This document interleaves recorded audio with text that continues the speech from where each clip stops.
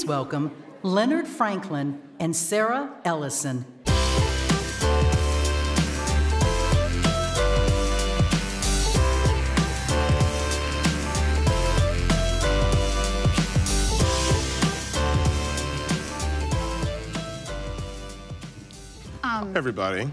Everybody. This is Franklin Leonard. Yes. He's the first man on stage at this event.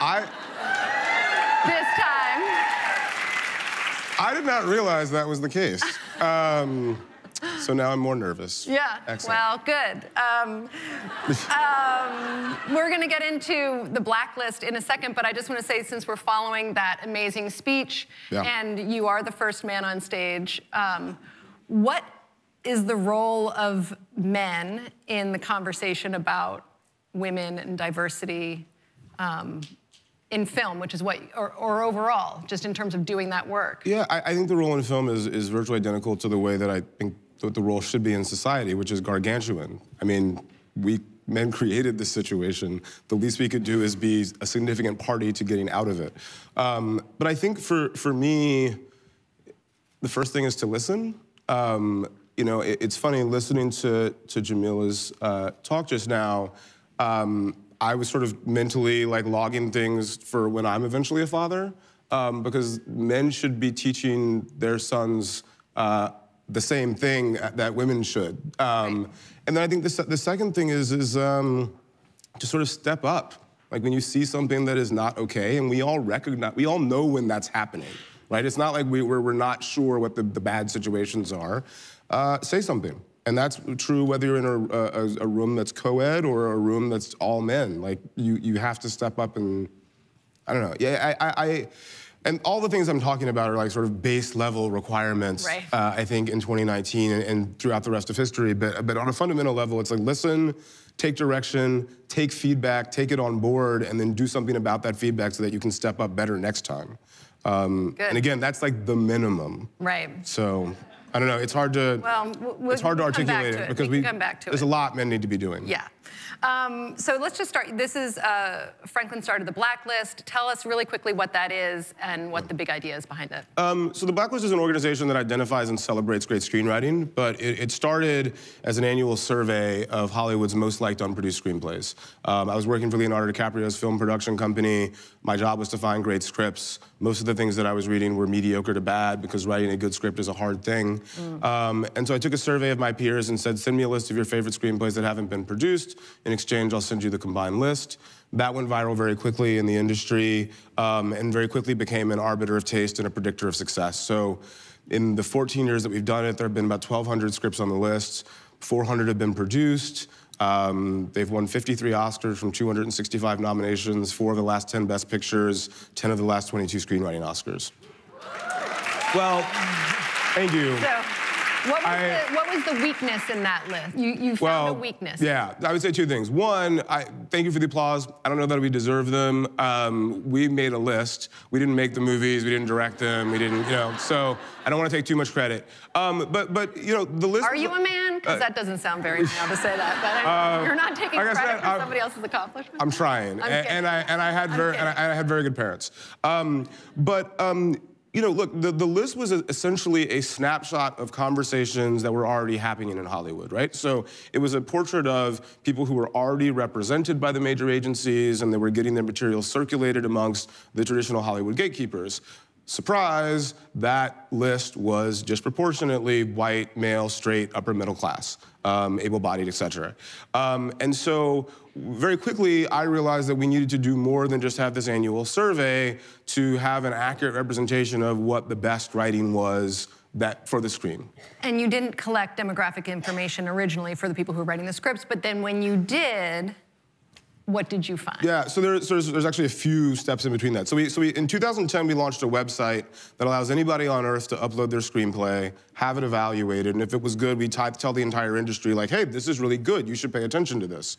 And initially, we didn't collect demographic information because we wanted to create a marketplace where who you were wasn't going to affect what your likely trajectory was. Like, I was acutely aware, having worked in Hollywood for about 7 years at that point, that if you are a woman, a person of color, older than 35, et cetera, the assumptions about what your trajectory could be were deeply flawed. And so we wanted to create an environment where if you had a distinctly ethnic female name, you could be John Smith and no one would know, and the only thing they'd be evaluating you on was your writing, which is great temporarily. But very, very quickly, we also realized we wanted to know if we were being good about, are our readers responding fairly to scripts about Latina women? We don't know, because we don't know how many scripts there are about Latina women that are being submitted by it. So we started collecting demographic information on the back end of the site, not public to the people using it, but public to us, so that we could sort of be self-critical about how we were evaluating people. And what we found was fascinating. Across every demographic, gender, race, age, virtually identical scoring by our readers. It's not a surprise. Creative talent, writing talent is not, the exclusive province of any race, gender, age, whatever. With one exception. And that is that if you look at the distribution of men's scores, they were a relatively perfect bell curve, around 5.5 is the average. For women, it was a virtually perfect bell curve that fell off at the bottom. Women just were not submitting bad scripts to the site, whereas men would type "the end" and submit it and say, where's my $1 million? And I think what we, very quickly, I and my team, which is more women than men, we're like, look, this is a reflection of what women know about the culture, which is you don't get a second chance to make a first impression. When you get feedback, you take that feedback on board, go back to the drawing board, write a better script, and then resubmit it, whereas most of the men who submit to the site will get feedback. Well, I shouldn't say most of the men, but many of the men who submit to the site get feedback, and then we get a very long, angry email about the fact, look, I wish that I didn't have empirical evidence for all of these gender differences, and I don't think it's nature. I think that it has a lot more to do with the culture than anything else, but this is what I've seen in 6 years, and it confirms many of my fears about Hollywood and the way the society is structured to the disadvantage of women.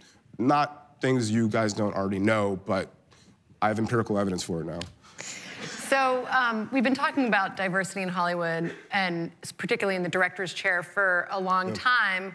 Why do you think it's so hard to make that change? Why is it harder to get women and people of color into that chair? Yeah, I mean, the short answer is sexism. The slightly longer answer is sexism and racism, sexism and homophobia, just intersectionally. But no, look, I think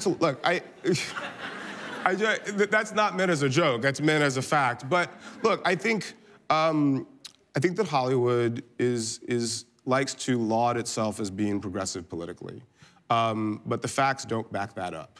There are a higher percentage of female, Fortune 500 CEOs than there are women directing movies at studios.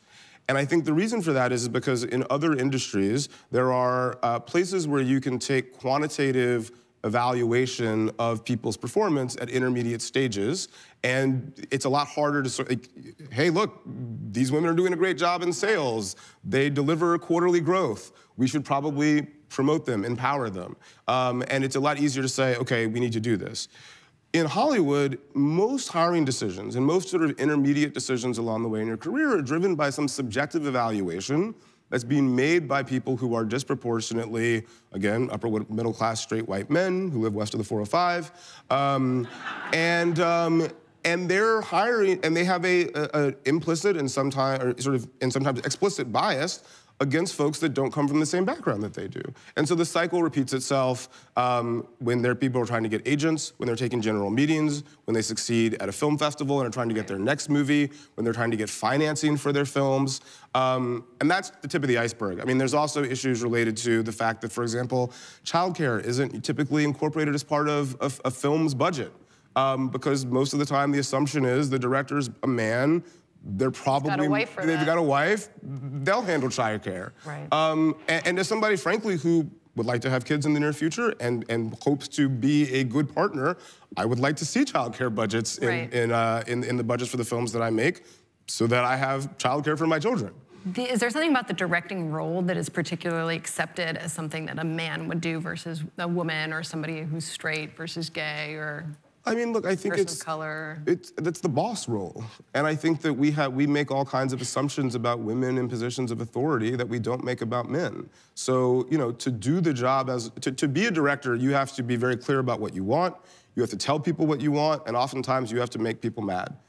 Men are allowed to do that in the society. Typically, women are not. And if you are, you get a reputation for being difficult, for being, I'm not gonna say the word, we all know what I'm talking about. And it gets difficult to get hired for the next thing. Right. So, I mean, look, these are, again, not news to any of you in this room, but I actually think it might be worse in Hollywood because of how subjective the evaluation is, and because there's not as much reporting in the industry, or at least there hasn't been until recently. But even in the case of the first Twilight movie, yeah.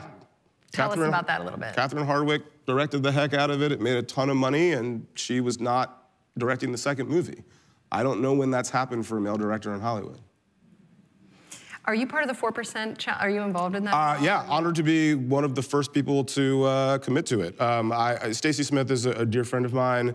I was moderating a panel with her where she was unveiling some of her most recent information, and she sort of announced it during that panel. Me, Angela Robinson, and Nina Jacobson immediately signed on. It was a bit of a cheat. We're already working with 2 female directors. So I guess we're gonna try to work with more. No, I mean, and I told Stacey that, I was like, we're already, like, literally, we're working with 2 female directors. Those are hopefully our next 2 projects, and the project we're doing this summer was written by a woman, a Nigerian-American woman, actually from the Bronx. So yeah, of course we're gonna work with female directors, we already are. But most people aren't. Go online and look at your favorite actors and actresses and see how often they've worked with directors who aren't men. It's not often, I guarantee it. And you know, we have Twitter and Instagram now. Ask them why they're not, and if they're gonna commit to working with a woman in the next 18 months, because that is often how movies get made. If celebrities say, yeah, I'll work with her, they get money to make that movie. You just came from Sundance, where you talked a lot about your GLAAD partnership. I want to hear a little bit about that, how it came about, what you're hoping to do with it. So yeah, we announced a partnership at the Sundance Film Festival with GLAAD. It's the inaugural GLAAD list. It's 10 screenplays that we sourced as being incredibly well written, that GLAAD has sort of given their public endorsement to say we would like to see Hollywood make these. Look, on a fundamental level, I grew up as a black kid in West Central Georgia who got to see the world by watching movies and television. And I think that's true for a lot of people. Most people don't get to see the world and see all the people that are a part of it. And so if that's gonna be the reality, we need to make damn sure that the world is well represented, and that means all of the world. All sort of points of view, all appearances, all experiences. And so we're looking for as many different ways as we can to support stories from all kinds of backgrounds. And GLAAD was just a great first start, and it's really an honor to be partnered with them. So that said, if any of you are in leadership positions in affinity groups that might benefit from the promotion of stories about your world, come find me. We're looking to partner up with other organizations. Good. I was just going to ask you, do you see that this is something you could apply to other organizations? Clearly you do. Yes, we absolutely do. We're looking to partner with a number over the next 6 months to put out lists of great screenplays that the industry can pay attention to from people that they have not historically paid attention to. And do you think, I mean, you said something earlier when we were talking before about how there's basically been affirmative action for white men in Hollywood for a long time. For the duration of the existence of the industry. Right. Do you think that the projects and I mean, you said at one point, I've always said the North Star of the Blacklist is identifying and celebrating great screenwriting. The best way to celebrate great screenwriting is to get it made. Mm-hmm. Do you think the screenwriting and the films that we can look forward to they're gonna get better now that we're gonna try to break down the affirmative action for white men? Yeah, I mean, look, it's sort of just basic economics. If everybody can compete, the quality of the best stuff has to get better, because you're going to then be pulling from a greater well of talent and choosing the best of it. I mean, it's a little bit like when, and I've been noodling with this analogy, I'm not positive that it's right, but it's a little bit like when they integrated sports, right? Like, basketball was not as good when it was just white people playing basketball in the NBA. When it was everybody in the NBA, the quality of the game got better. Right. There's a reason for that, and I think that that's true. Now that roughly 70% of the population will have access to the resources necessary to create film and television, necessarily as audience members, we should be excited. The quality's only gonna get better, and it's good for the industry because the economics are gonna be better too. Better content equals more business, equals more money, and everybody should be happy. Really quick, because we have like 15 more seconds. If you could change, if you snap your fingers and change one thing about the industry, what would it be? The lack of diversity. I mean, look, I've said for a long time, the best way to change the economics of the industry quickly is to change the failure, the sort of market failure about who's making content. You solve that problem, the industry makes a ton of money, we all have better movies to watch, everybody wins. Thank you very much.